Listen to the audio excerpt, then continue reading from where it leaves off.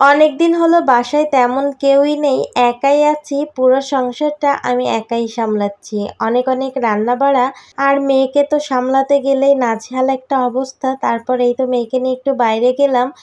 কি করলাম সবকিছু নিয়ে থাকবে আজকের ভিডিও। সো হ্যালো এভরিওয়ান, আসসালামু আলাইকুম, কেমন আছেন সবাই? আজকের ভিডিওটা দুপুরের রান্না বাড়া থেকেই শুরু করেছি।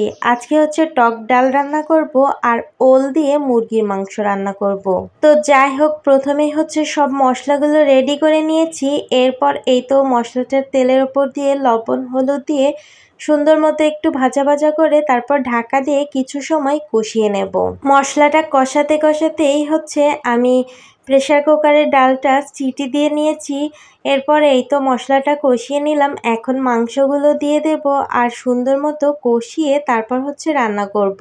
যেহেতু মুরগির মাংসের গায়ে থেকে কিন্তু অনেকটাই পানি ছেড়ে দিয়েছে, এজন্য সেই পানি দিয়েই হচ্ছে ভালো মতো কষিয়ে নেব।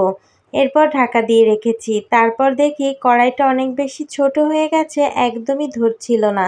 এইদিকে পাশে চুলাটা ফাঁকা যাচ্ছিল, এজন্য ভাবলাম ডালটাকেও একটু ঘুটে এরপর হচ্ছে পানি দিয়ে জাল করতে বসিয়ে দিই। এই তো ডালের ভেতর এখন হচ্ছে পানি দিয়ে দেব, একটু বেশি করেই পানি দেব যেহেতু টক ডাল রান্না করছি।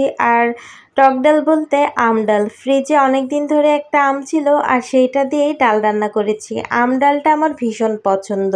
আজকে যখন আমি ডাল রান্না করতে আসি তখন আমার শাশুড়ি আমাকে বলেছিল ডালের ঝাল পেঁয়াজটা একটু বেশি করে ভাজতে, যাই হোক একটু কালো কালো করে, তাহলে নাকি ডালটা খেতে বেশি ভালো হয়। কিন্তু আমার কাছে একদমই পছন্দ হয়নি।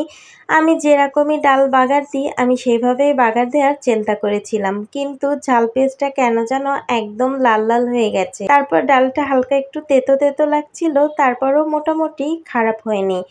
এরপর এই তো মাংসটা সুন্দর মতো কষিয়ে নিয়েছি। এরপর এই তো ওলগুলো একটু প্রেসার কুকারে একটা বাসি দিয়ে নিয়েছিলাম, যার কারণে অনেক সুন্দর মতো সেদ্ধ হয়েছে। এখন ভালো মতো কষিয়ে এর ভেতর ঝোলের পানি দিয়ে দেব, একটু বেশি করে ঝোল দিয়ে তারপর হচ্ছে ঢেকে রেখেই রান্না করব।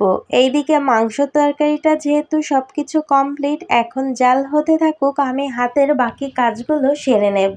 ইদানিং তেমন একটা সময় পাই না, কিভাবে বড় ভিডিওর এডিট করব সেটাই বুঝতে পারি না। বাসায় অনেক অনেক গেস্ট আছে আর বাসায় তেমন কেউই নেই, আমি একাই আছি। তারপর এই তো সোজা ছাদে চলে এসেছি মুরগির খাবার দেওয়ার জন্য। খাবার দেওয়ার পর দেখে অনেকগুলো ডিম পেড়েছে, সেগুলোকে প্রথমেই তুলে নেব। তারপর এই তো ফার্মের দিকে একদমই নজর দিতে পারছি না, শুধু খেতেই দিচ্ছি। আর এই যে দেখুন আমার হাঁস দুইটা অনেকটা বড় হয়ে গিয়েছে মাশাল্লাহ। তারপর নিচের ফার্মে আরও কিছু মুরগি ছিল। আর এই তো দেখুন আমার ছাদ বাগানে অনেক ধরনের গাছ আছে, একদিন সময় নিয়ে সব কিছু ঘুরিয়ে দেখাবো। তারপর এই তো রান্নাবাড়া শেষ করে খাওয়া দাওয়ার পর বিকালবেলা মেয়েকে নিয়ে একটু বাইরে বের হয়েছিলাম। আর আস্তে আস্তেই সন্ধ্যা হয়ে গেছে আর আমার মেয়েটা এত বেশি পাকনা হয়েছে, এত বেশি দুষ্টু হয়েছে কি বলবো। একাই দোল খাবে, অনেকেই দাঁড়িয়ে আছে, কাউকে পাশে নিবেও না, ওর এমনকি ওর পাপাকেও না। তারপর একটু খাওয়া দাওয়া করলাম। আজকের ভিডিওটা এখানেই রাখছি। আল্লাহ হাফেজ, আসসালামু আলাইকুম।